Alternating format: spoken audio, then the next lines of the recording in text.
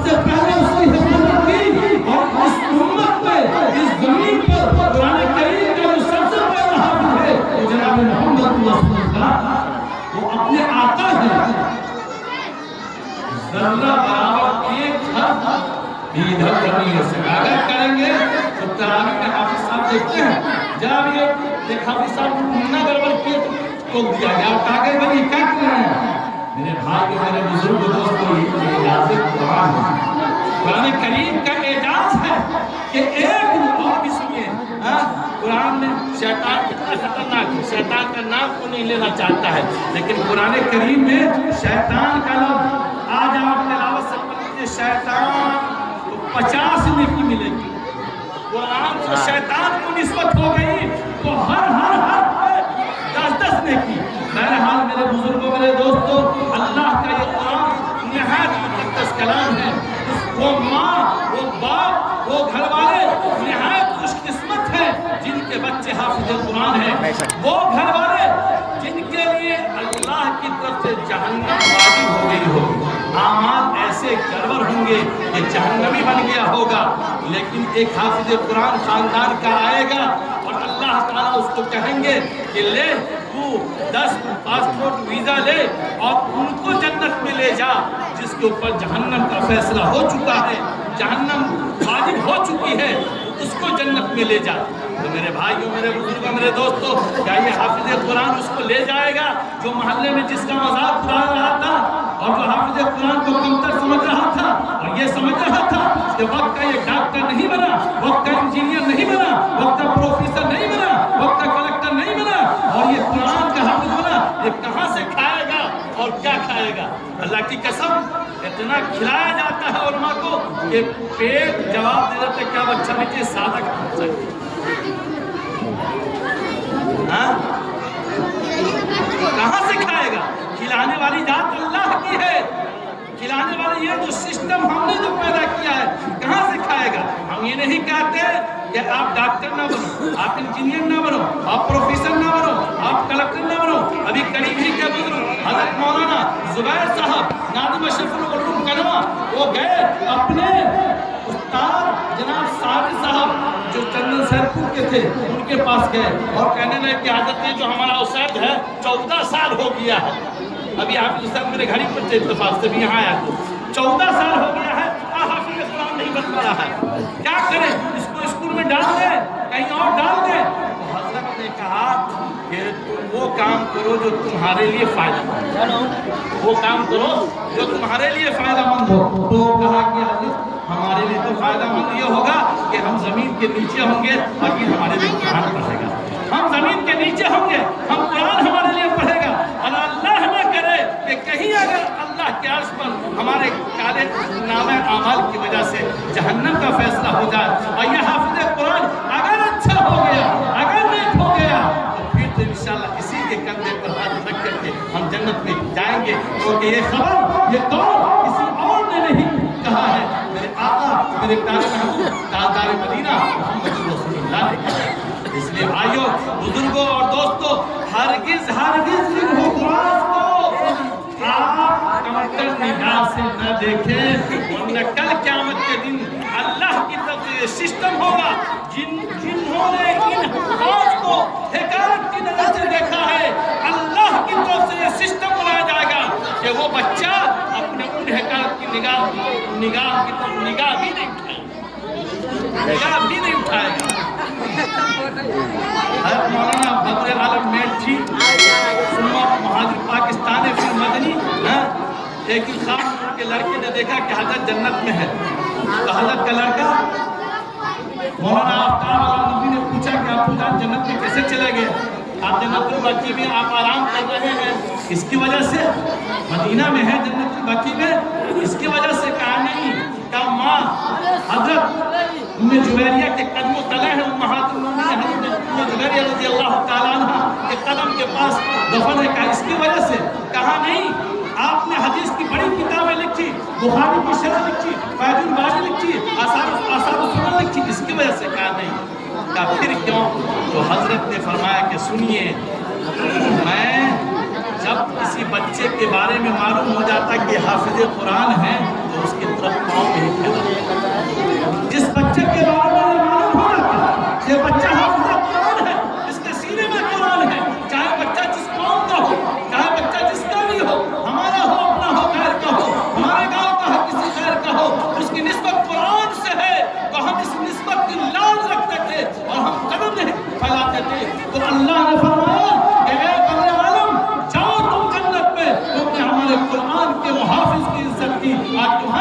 یہ ہے کہ تم جنت میں چلے جاؤ، تم جنت میں چلے جاؤ۔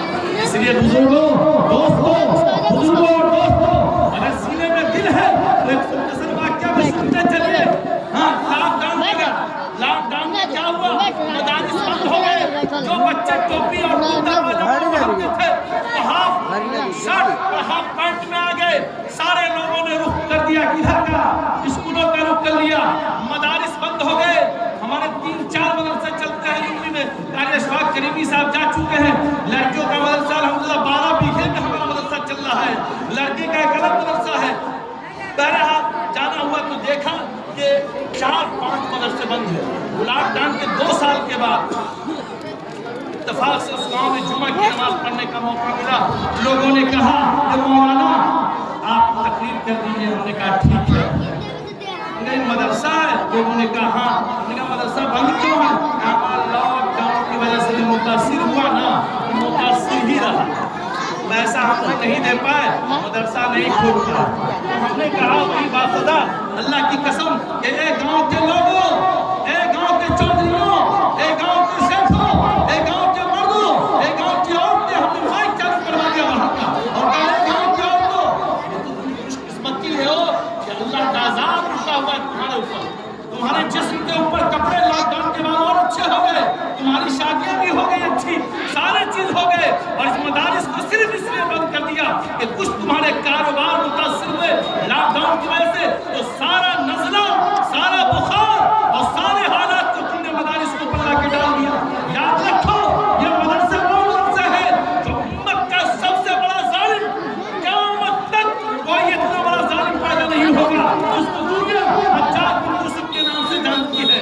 تھا مسلمان، 3 آدمی کو قتل کرتا تھا، اپنی تلوار سے اس کی گردن کو اڑا دیتا تھا، پھر جا کر کے اس کو ناشتہ ہضم ہوتا تھا، پھر وہ ناشتہ کرتا تھا۔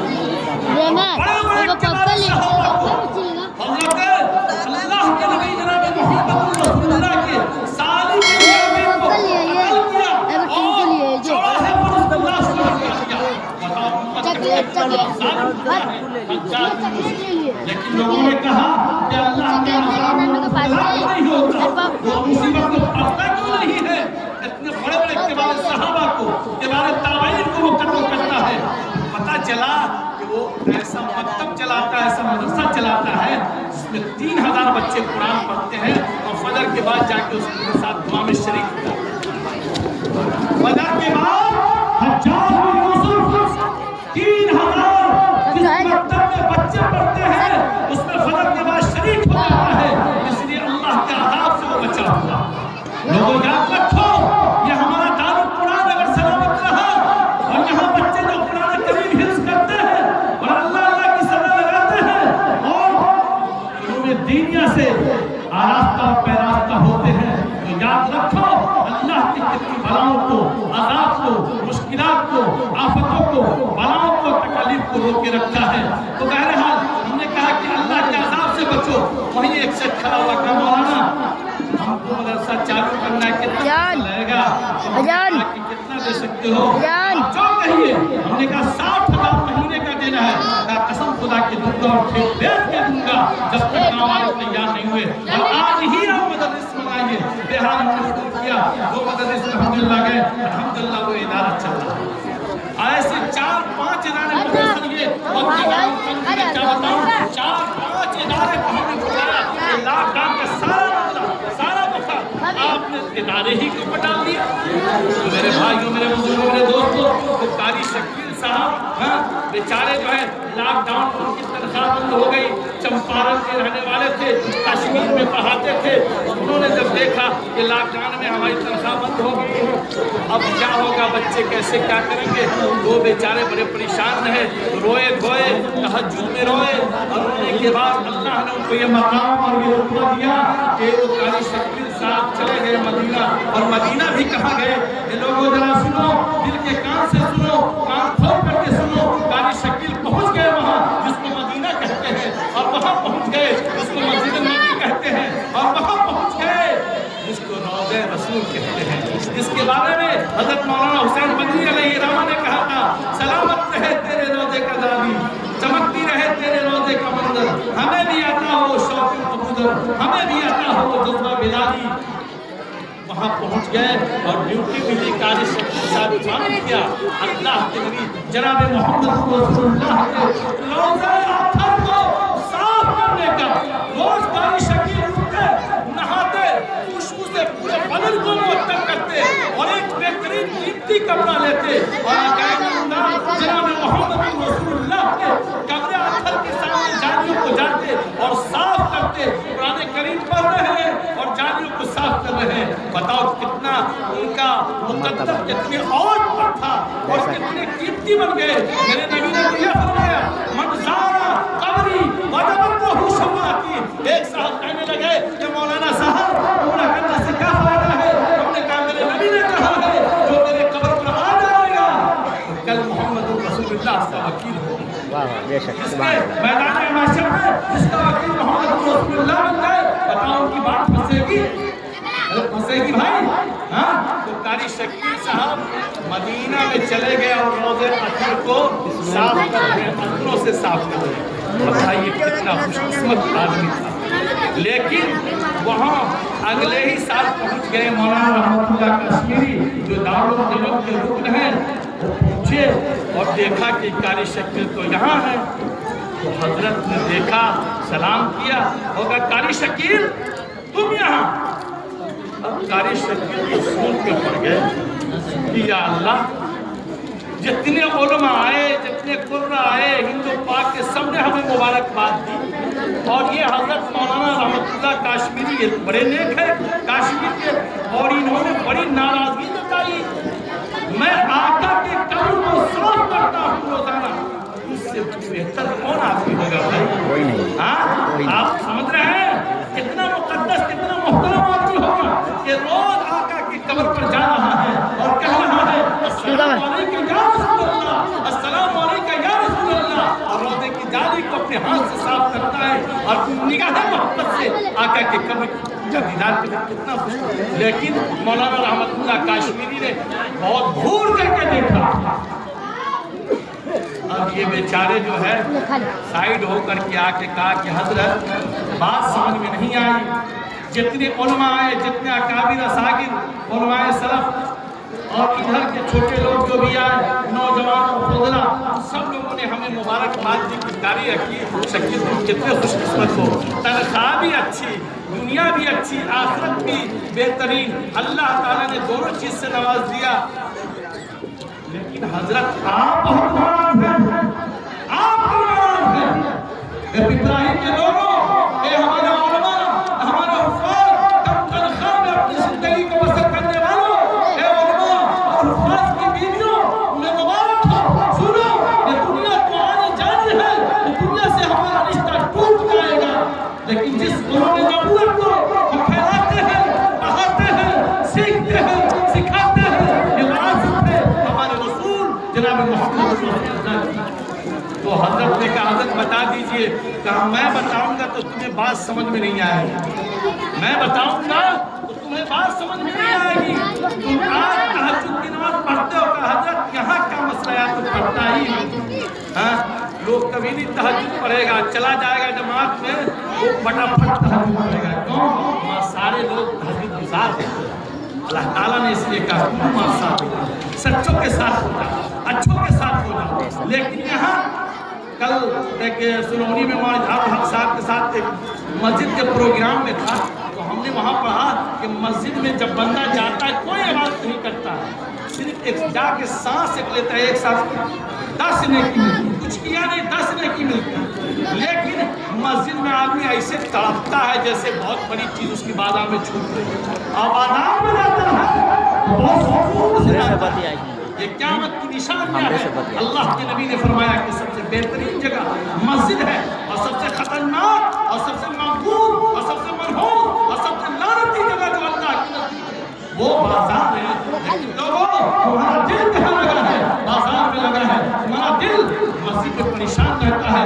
2 मिनट अगर ताख़ीर हुई, उलमा को 1:02 हो गया, तो लगभग मौलवी साहब घड़ी देखिए, अरे मौलवी साहब घड़ी तो देख ही रहा। तो कारी शकील साहब ने कहा हजरत बता दीजिए। कहा मौलाना रहमतुल्लाह कश्मीरी ने, ये सुनो मैं बताऊंगा तो तुम्हें यकीन नहीं होगा, तुम इस रोज़े के मक्की से पूछ लेना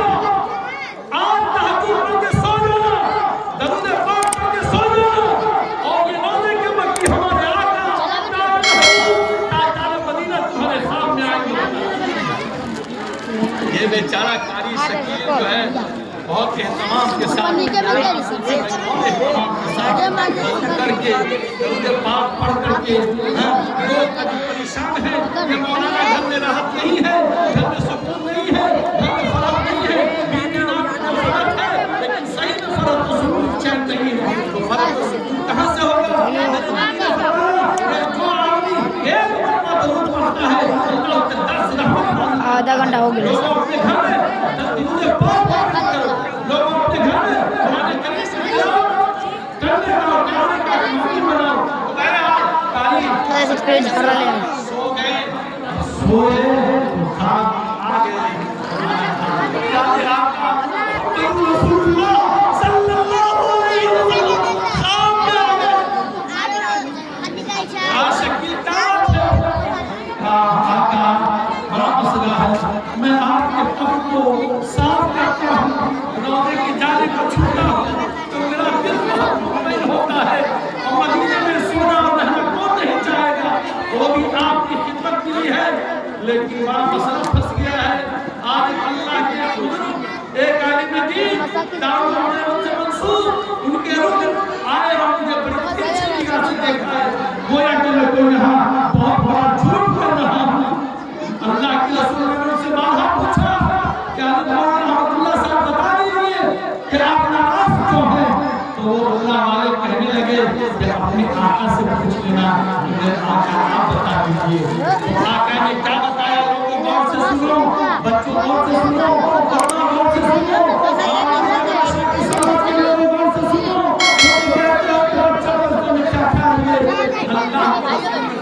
شکیل میری یہ حدیث نہیں پڑھی، کہا کیا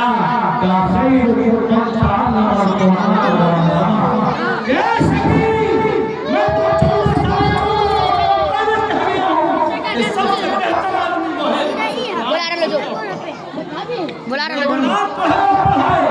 تو اللہ کے رسول میں آپ کے بابے کی کہا یہ تو کوئی اور بھی کر دے گا لیکن ایک قاری شکیل جس لمحہ لہجے سے تم قرآن پڑھاتے تھے، علم کی اشاعت کرتے تھے، وہ ہر آدمی نہیں کر پائے گا، اس لیے مدرسے کو پکڑو، یہ تو کوئی اور بھی کر لے گا، کوئی اور بھی کر لے گا لیکن تم جاؤ مدرسے کے اندر، اللہ اکبر اسی رات میں اٹھے اور عالم خان اپنی تیاری کر دی۔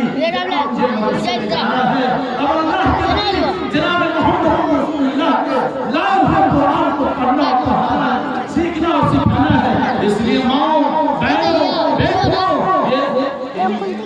بچے جو ہے آپ کی دوست سے پڑھتے ہیں، رسولوں کی توہین ہی کا قول ہے کہ ایک اچھی ماں دے دو ہم ایک سامان دے دیں گے۔ ماں کا گود جب خراب ہوگا، ماں کا گود جب سیکٹری اور سیکٹری والا ہوگا، آپ کو بتاتا عورتوں کے یہاں ہمارا جو ہے الحمدللہ 4-5 مدرسے جو ہیں اپنے سے 2-3 مدرسے تو خوب الحمدللہ اس کا میں ذمہ دار ہوں اور 2-3 مدرسے ہماری شاہدات جو ان کی جو ہے مقدمہ ہے، رپورٹیں آتی ہیں کہ عورتوں کے حالات کتنے نازک ہیں۔ 100 عورت میں اس وقت میں 3-4-5 نمازی ملتی ہے اور تہجد گزار ایک بھی نہیں، کتنے کا کلمہ نہیں درست ہے، کتنے کا آئیے اور کہاں سنیں گے۔